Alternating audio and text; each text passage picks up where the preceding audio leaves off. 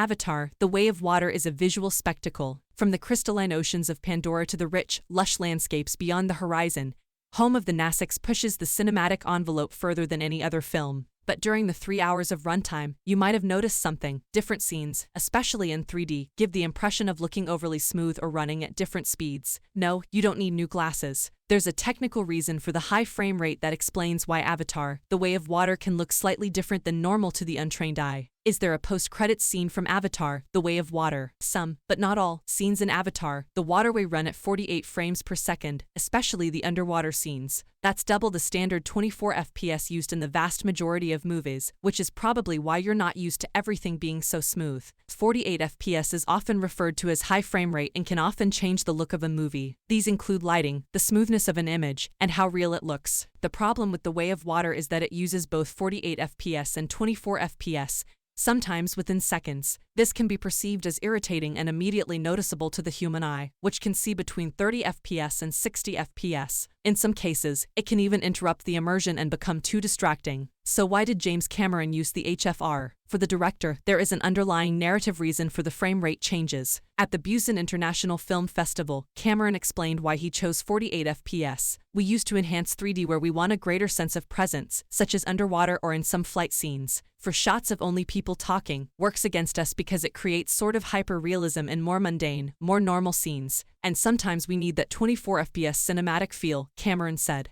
So yes, Avatar, The Way of Water does things differently. If you notice smooth scenes and scenes that seem a little jerky, it's because the director chose to use technology that 99% of movies don't use. What you see is 48 FPS versus 24 FPS in action. It's a big change, but you'll get used to it on your return trips to Pandora. Thank you for watching. Please like and subscribe and support my channel.